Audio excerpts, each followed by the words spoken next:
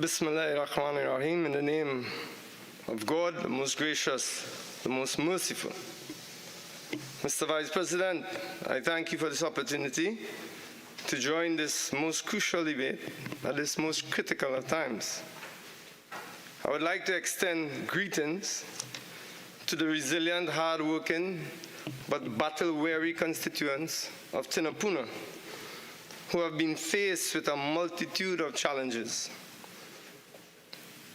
some caused by nature, most caused by the most inept PNM government this country has ever seen. And were it not for their faith in God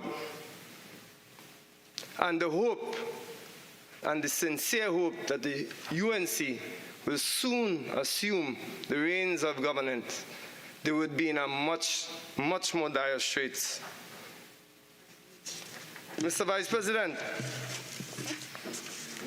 it was in my junior year of university, very hectic year, and I was in a class called Global Foreign Policy, and I was asked, much to my horror, to put together in a group project a budget that would work towards alleviating the problem of the Palestinians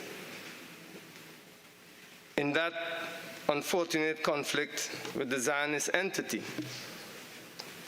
That was the first part of the question. The second part was to suggest who would be the appropriate diplomat to see that budget through. The class was not particularly a hard class academically, but the professor was a very hard professor.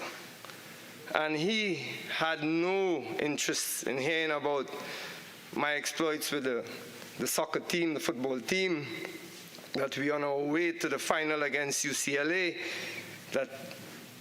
So the night before we were due to travel to play that game against UCLA in the championship final, my paper was due that morning, that very morning. So I was up 2 o'clock, had a couple very nice friends who helped type. At that time, there was a typewriter, and they would type in the paper. And I put all the financials and everything, and I thought I had it right.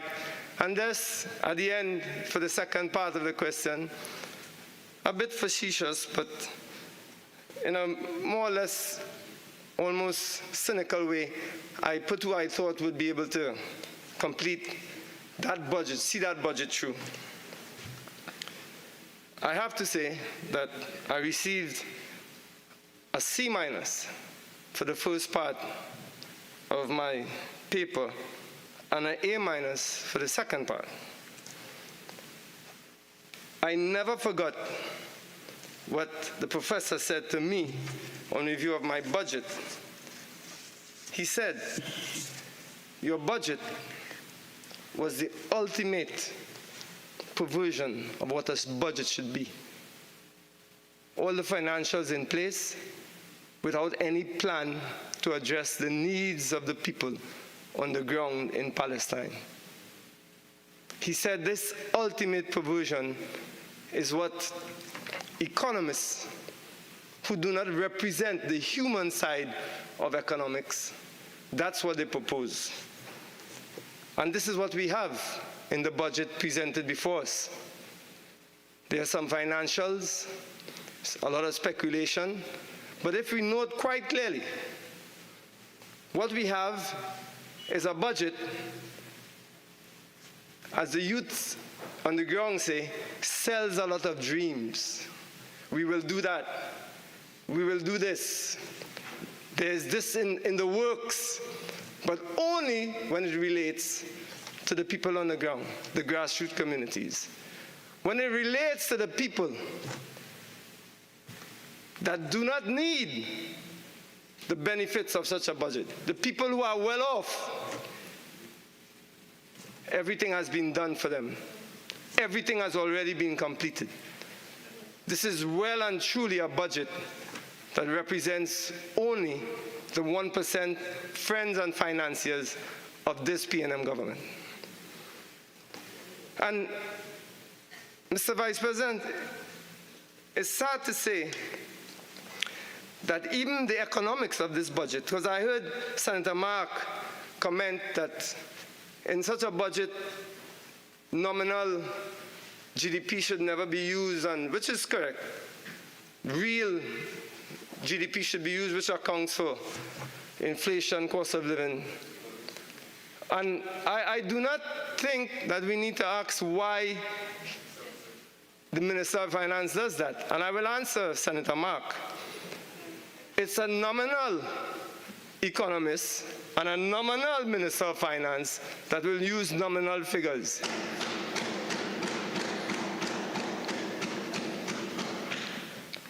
A real economist, a real Minister of Finance will use the figures that he knows will affect the people on the ground, the most vulnerable, the most poor and hard-working communities of Trinidad and Tobago.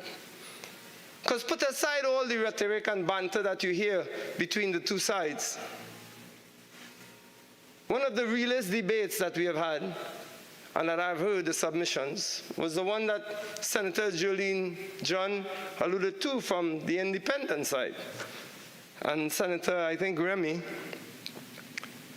she was emphatic in saying and in stating that this budget really, for the first time, I would say, and that's why I call it the ultimate perversion of what a budget should be. It is the first time that clearly the PNM government made no attempt to disguise who they really are.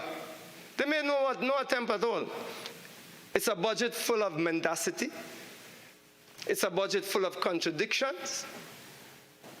It's a budget full of, as I think it was Senator West alluded to, flashy things. There's no more flashy things than this budget. No more. It's all about events. Tell them about agriculture, they talk about Agri-Expo. How sustainable is that? How sustainable is an expo? You tell us 30,000 people pass you. 30,000 people pass you. So what? All of that, just flash. This is our government who not only have lost their plot, they have lost their minds.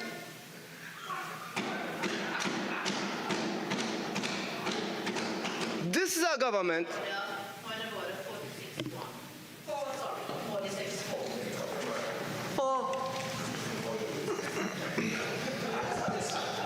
Senator Nakhid, 46-4, upheld based on insulting language.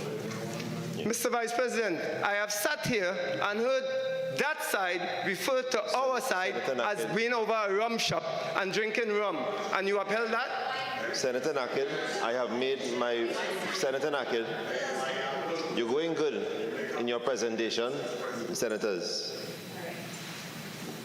I have made my ruling. Can you please proceed? Thank you very much, Mr. Vice. Well, then you take me to my point. I heard, and this is not for the first time, and I take offense to it, that I've heard referred to the opposition as being for rum and being above a rum shop.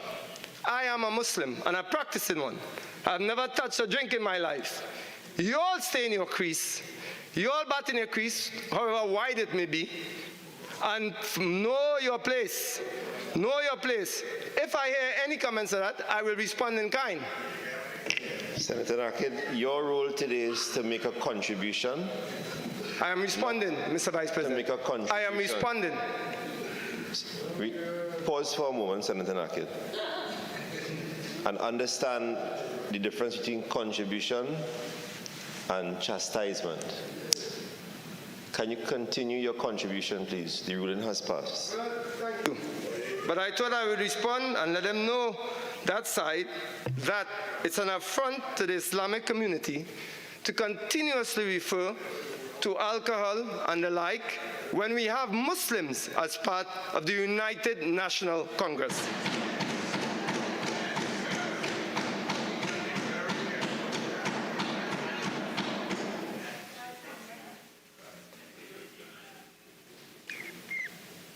So, Mr. Vice President,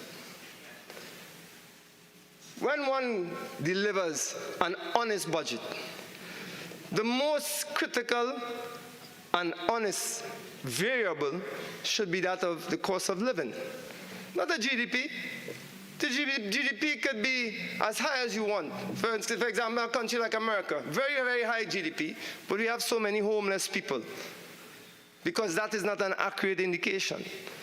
So when this government, this PNM government, comes with 4% to the hard workers, hardest working people who went through COVID, and comes and offer them 4%, based on 2013 salaries,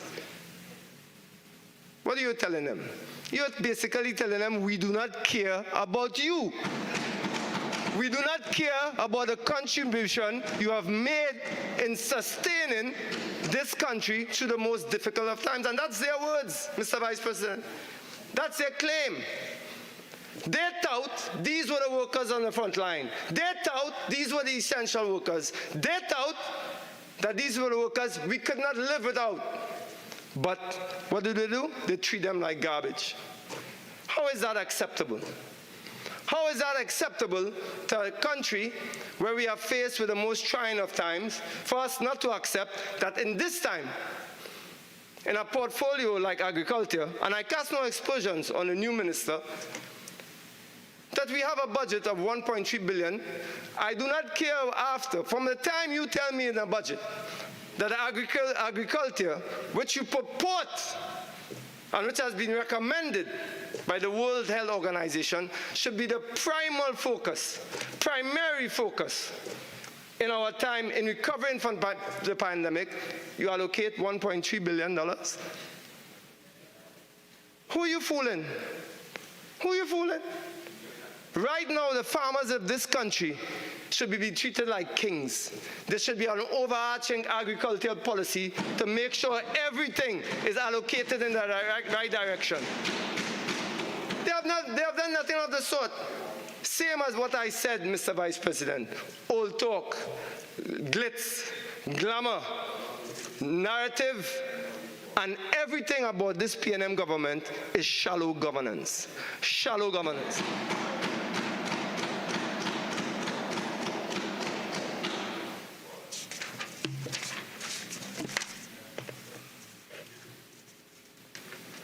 Mr. Vice President, we are faced with a decline in, and here's where I come into the contradictions that are contained in this budget. We know there has been a decline in economic growth. What basically means that economic activity has declined. We received a windfall. One would assume that a government that serves its purpose of helping the people who have the most challenges would have reacted to that. How then, if we receive a windfall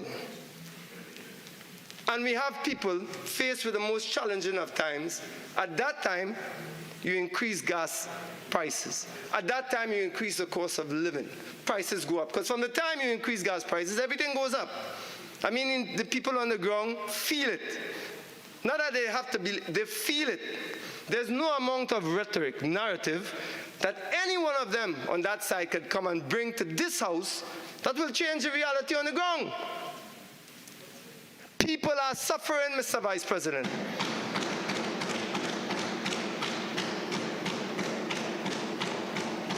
And you know, Mr. Vice President, I grew up with a partner of mine. He was in St. Mary's with me.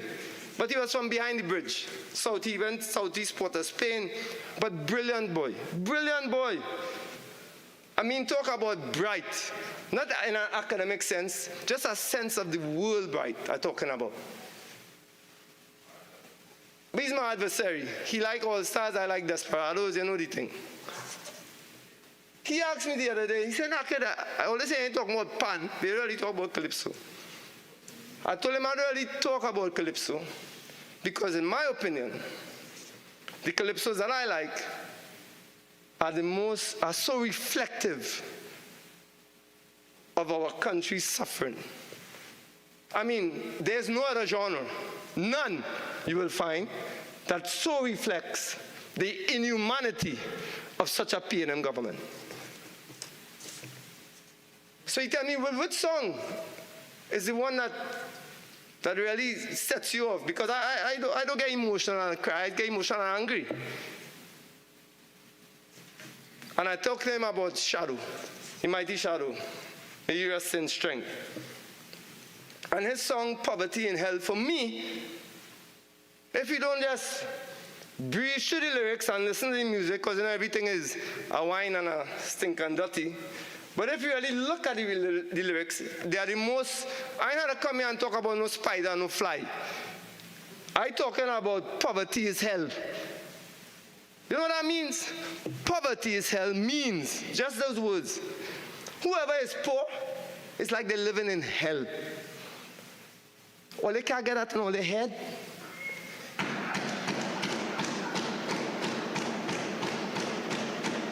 It have nothing to say after that. Poverty is hell. And all they want to come and tell me all they went through that. But you are the exception. Even my brother Kazim was saying he's the exception. He come from poor circumstances and me. He's the exception to the rule. All of you all talking cold pot and crap. Oh, you are the exception to the rule. The truth is 99% of you all in your circumstances will not make it, especially under the policies of the P&M government.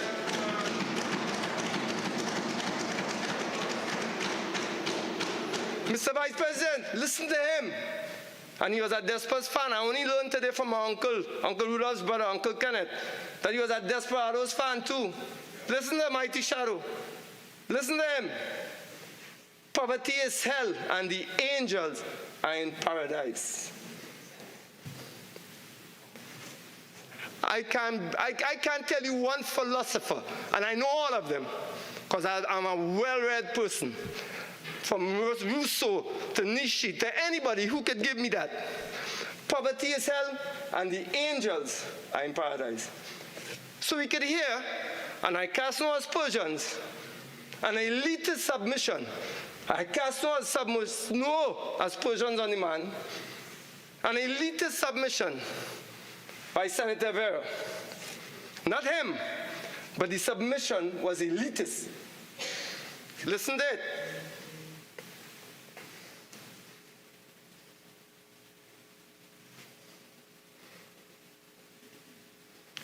Despite the criticisms, despite the gloomy prognostications, but that's a wrong word, it should be prognostications, I don't agree that this budget is wicked and brutal. It should not be demonized as a betrayal of the people of Trinidad and Tobago. Yes, there are dark clouds. And yes, the country is going through rough waters. But on balance, to me, there's still much for us to be thankful. The economy is stable. Our country is stable. And we live in a diverse, free, and stable democracy. Wow. No wonder those on that side, Mr. Vice President, will thumb their desk at that.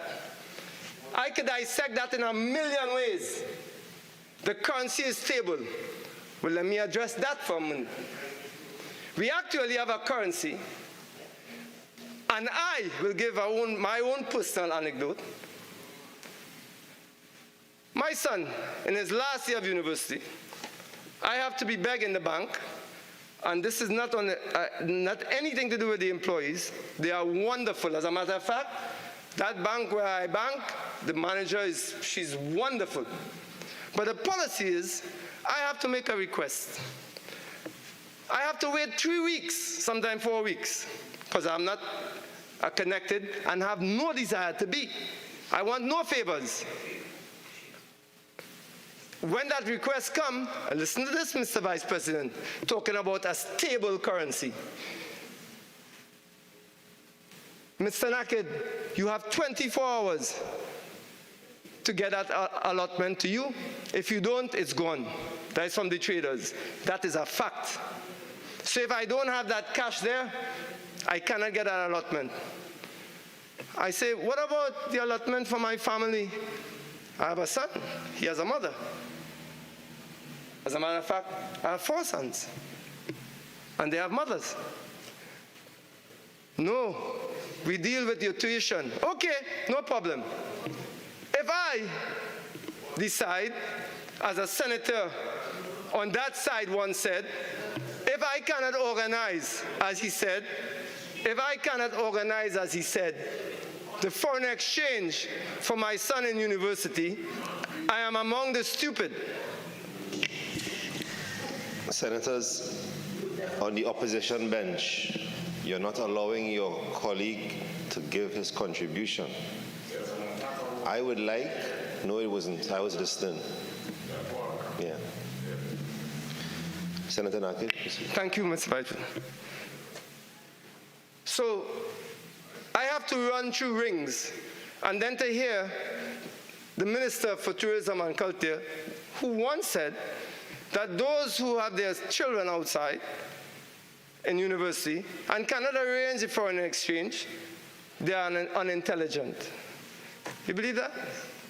Unintelligent. Because we cannot arrange foreign exchange for our kids, and if not, we should send them to UE. Was it UE or UTT? UE?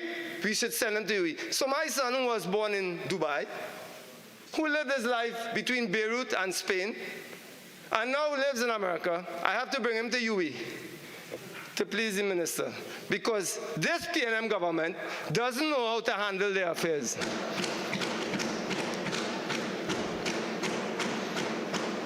But you can bet, Mr. Vice President, that their children are in UE. You can bet that, Mr. Vice President.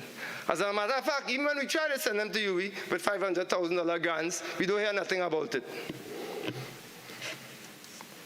So, Mr. Vice President, I will use, during the course of my contribution, as I go on, words from that bard,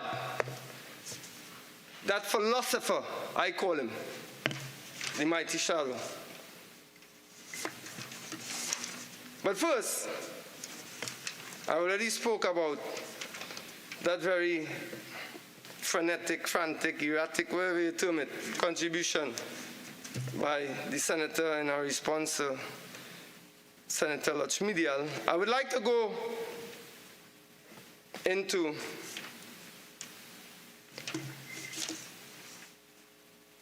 okay. I would just like to remind the good Senator Vera, when he mentioned about the country being stable. I spoke about the currency. I would like to talk about his, I wouldn't say assessment, I would say his assessment that the country was stable, it's a democracy. Well, Mr. Vice President, let's look at that and let's challenge that for a bit.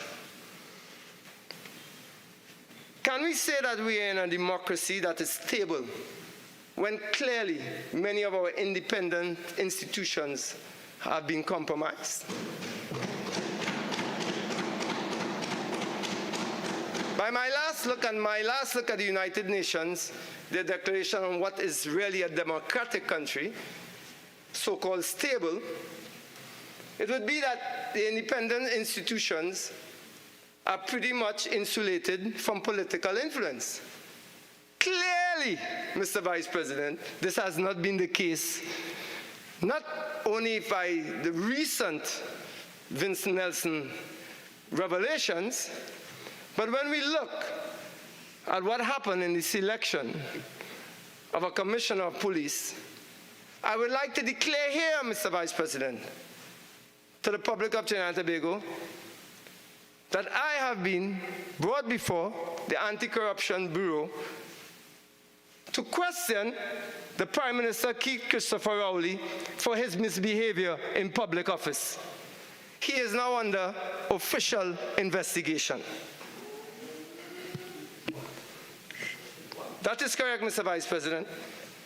I know, too, from them that they have also questioned other witnesses, and if they would like to speak, that is up to them.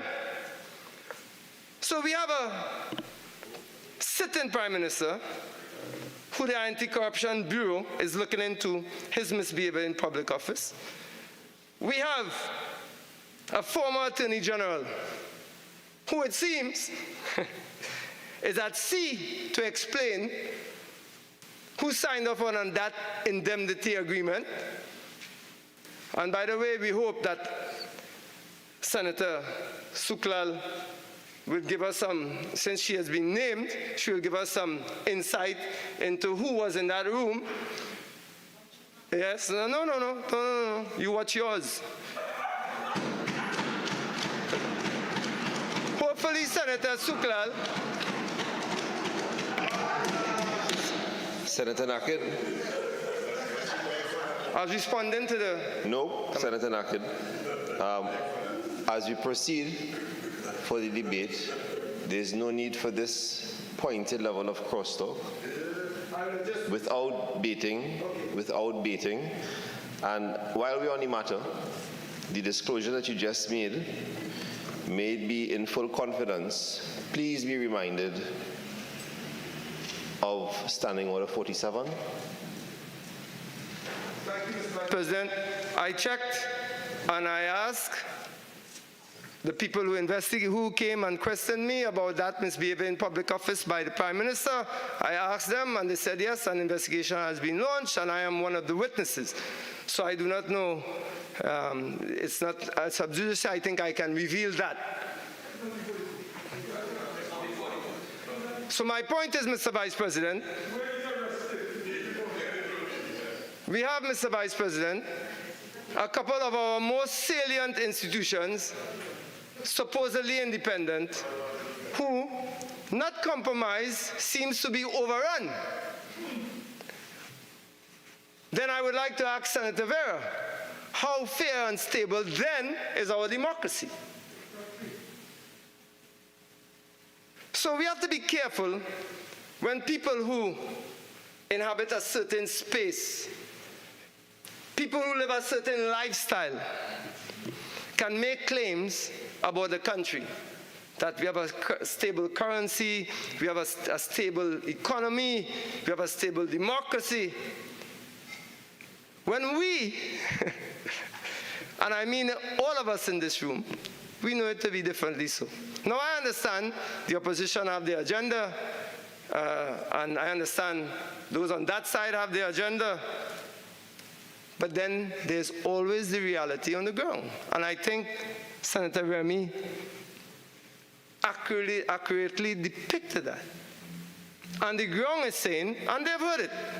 And it reminds me, and it's a quote from a philosopher as well, and it stuck with me, that he said, you have to be careful when you try to control the damage to your reputation. What you do to control the damage to your reputation sometimes inflicts more damage. And that is clearly so.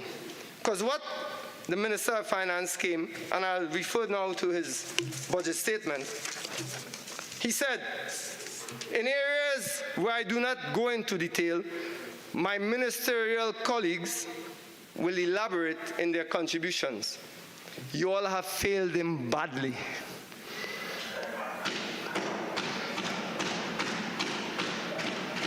It's among the worst contributions that we have seen. And I'm not talking about only here, but also in the other place.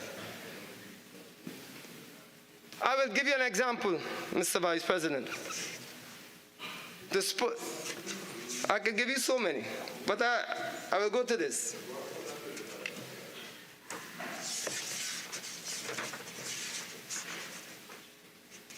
Mr. Vice President, how much time do I have? Senator Nakhid, you have until 2:03.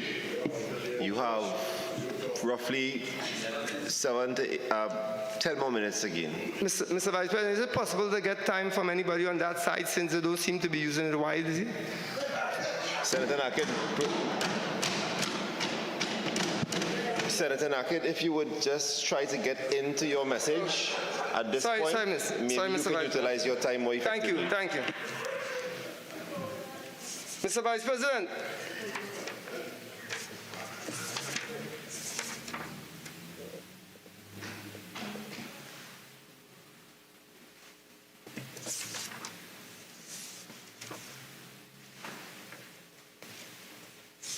Yes. So I go to what the Minister of Finance was looking for. He knew that the budget was basically skeletal. He knew that. We could see from his demeanor, he seemed very unsure, but he was looking to his colleagues to perhaps beef it up a bit. You know, put some skin on it, some muscle on it. And this is what we have from the Minister of Sports and Community Development. She said, when talking about sports tourism, she said, and we will pay attention to sports tourism. And that was the contribution, Mr. Vice President, in full.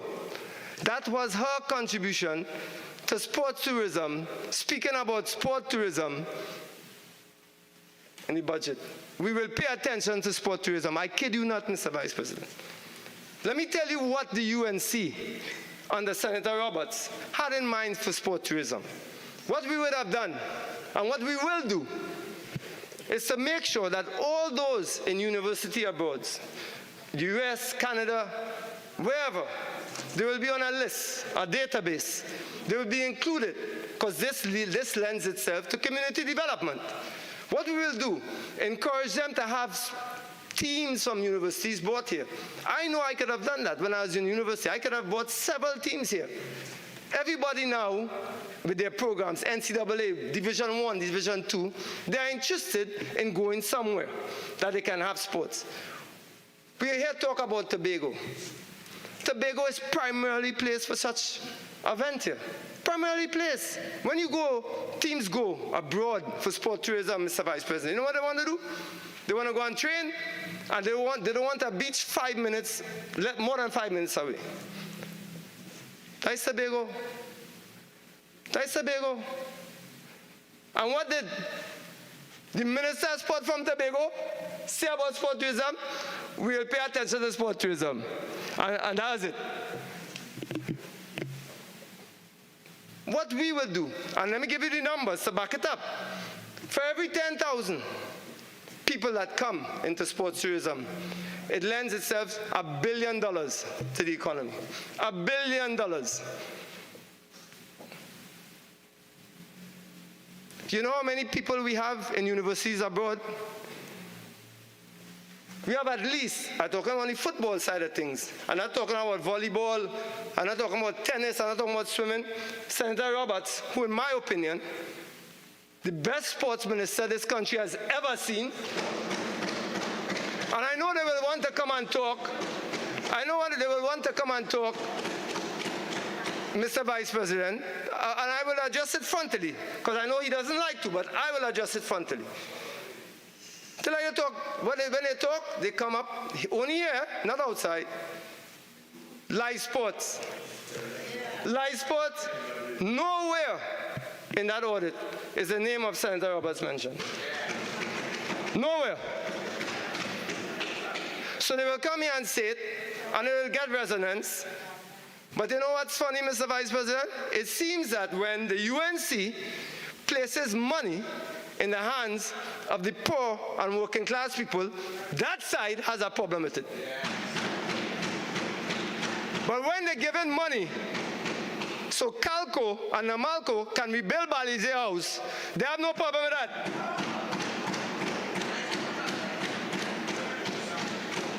I only hope, because it has been brought up by that side, Mr. Vice President, I only hope that your consciences are assuaged when that Balize House is built. I want the penthouse suite to be named the Ken Valley penthouse suite. Ken Valley. Pay it big and bold. Ken Valley. And maybe some of the other floors could be named Simeon Daniel and Antonio Francois. Boys who are used and abused. Yes, it's in the public domain. Nothing I say. I will say this outside of the parliament as well. Outside. Or they don't like to tell people to meet outside. I will meet all the outside.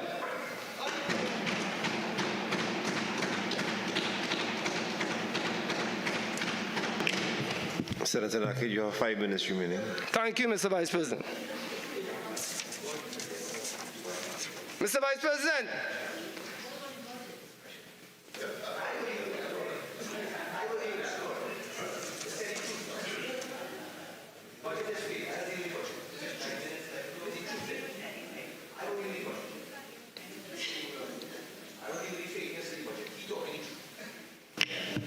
Senator Leiter, allow your colleague to complete his.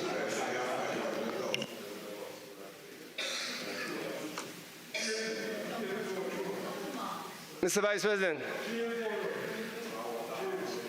so in wrapping up, for me, I would like to leave for those, because there must be good people, no matter how they display themselves. There must be some iota of decency over there. There must be. I will leave them with, for me, the most heart-wrenching lines of a calypso, of a sobriquet, of any philosophical clause is these lines. And it relates directly to what the people of Trinidad and Tobago are facing right now. 10 little children, 4 dumplings. Mommy got to slice them thin, thin, thin. A piece for a boy, a piece for a girl. And look at the compassion and empathy poor people still maintain. A piece for the neighbor, daughter Merle. You all on that side should be ashamed of that budget.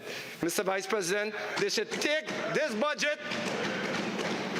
budget, and put it where the monkeys put the nuts. Thank you, Mr. Vice President.